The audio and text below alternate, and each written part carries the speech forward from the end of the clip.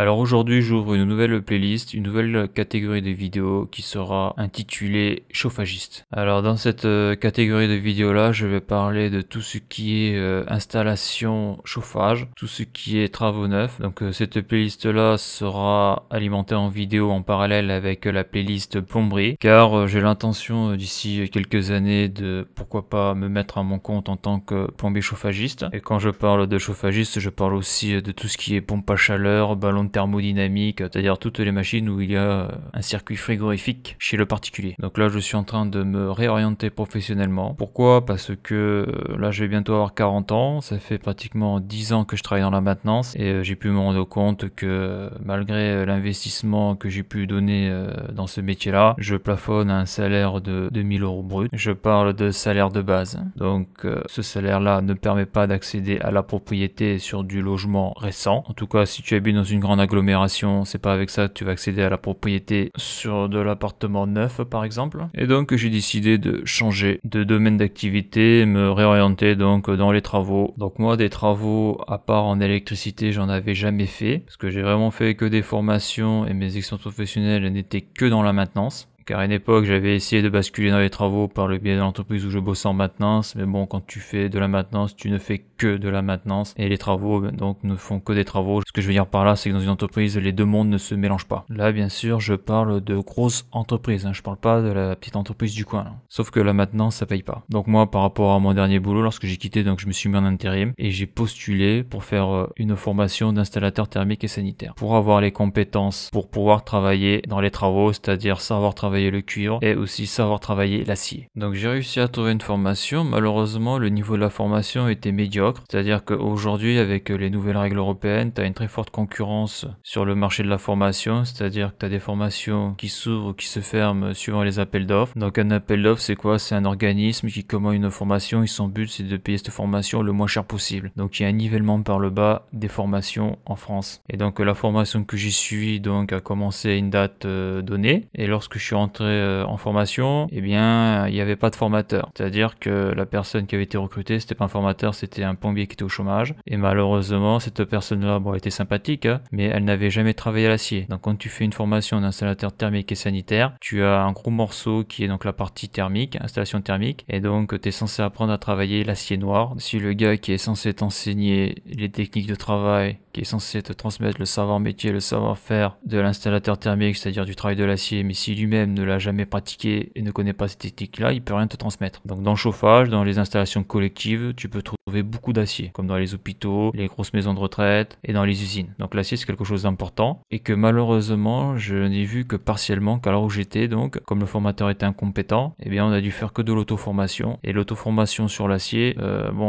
tu peux apprendre beaucoup de choses, mais il y a beaucoup de choses que tu ne pourras pas voir parce que l'acier quand même c'est beaucoup plus technique que le cuivre au niveau du travail et c'est quand même beaucoup plus exigeant pour faire quelque chose de propre. C'est beaucoup plus dur à travailler que le cuivre. Donc pour donner un petit exemple, sur l'acier, je n'ai pas vu comment on soudait les brides sur les tubes. Je n'ai pas vu le travail qui consiste à souder deux tuyaux en position, c'est-à-dire tu as deux tuyaux qui sont collés contre un mur, il faut les souder. Donc ça nécessite des techniques spécifiques que je n'ai pas vues. Donc il y a plein de choses comme ça que je n'ai pas vues. Voilà, quand tu es installateur thermique et sanitaire, tu es censé savoir travailler l'acier jusqu'aux 2 pouces, car les ceintures hydrauliques cintrent jusqu'à 2 pouces. Après, au-delà de ce diamètre-là, c'est le boulot du tuyauteur. Car en plus, quand tu fais la formation d'installateur thermique sanitaire, tu n'apprends à souder au chalumeau. Et au-delà d'un certain diamètre, souder au chalumeau, ça prend trop de temps et ça coûte trop cher en gaz. Donc il y a énormément de choses que j'ai pas vues et je suis dégoûté pour ça parce que je suis toujours hyper motivé. Et donc dans cette formation-là, j'ai perdu un temps de fou furieux. Bon, en tout cas, en ce qui me concerne, c'est que je vais travailler en intérim pour essayer de voir tout ce que je n'ai pas vu alors que j'aurais dû le voir en formation. De plus, je vais voir un petit peu comment ça se passe,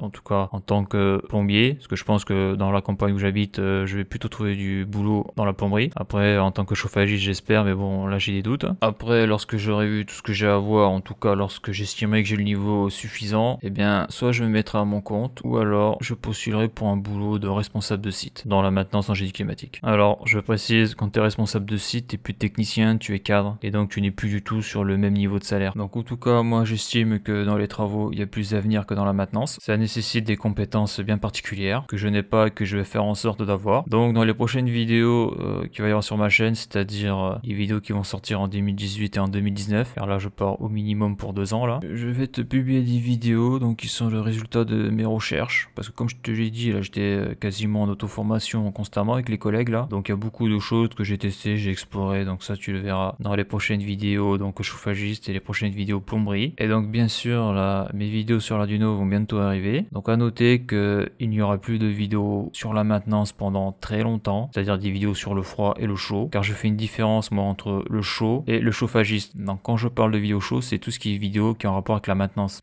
corrective, maintenance préventive. Donc j'appelle ça chauffagiste parce que j'ai pas le choix. Le vrai terme ça serait plutôt installateur thermique. C'est que tout ce qui va être chauffagiste, ça va être tout ce qui est travaux neufs, installation. Il y aura juste une vidéo spéciale chaufferie 16 qui sortira en fin d'année, et une vidéo spéciale donc froid 353 qui sortira en début 2019. Donc je rajouterai que les vidéos que je vais sortir, donc ça va être des vidéos pour moi fiches résumées, c'est-à-dire qu'il y a beaucoup de choses à voir quand même, et donc il y a beaucoup de choses qu'on peut facilement oublier, donc c'est pour ça aussi que je fais des vidéos pour fixer les choses. Je rajouterai que si tu veux te mettre à ton compte, par exemple en tant que plombier chauffagiste, il te faut soit un diplôme de l'éducation nationale comme un CAP de plombier chauffagiste, ou alors un titre professionnel. Sinon tu peux pas te mettre à ton compte dans ce métier-là. Alors moi j'ai eu le titre professionnel d'installateur thermique sanitaire, mais comme la formation était bidon, il me manque beaucoup de connaissances, beaucoup de savoir-faire, que ce soit dans le sanitaire, comme par exemple, moi j'ai jamais vu ça en formation, mais poser une douche à l'italienne, poser un WC suspendu, en tout cas faire ce genre de choses dans les règles de l'art, ça on l'a pas vu. Nous ce qu'on a fait c'était poser un bac à douche un peu à l'arrache, et bien sûr comme j'ai dit, le travail avancé sur l'acier. Et pour finir cette vidéo, je vais remercier tous ceux qui ont participé à ma petite cagnotte PayPal pour l'achat d'une Action Cam, et donc un nouveau cycle commence sur la chaîne. Voilà, et à bientôt pour des prochaines vidéos.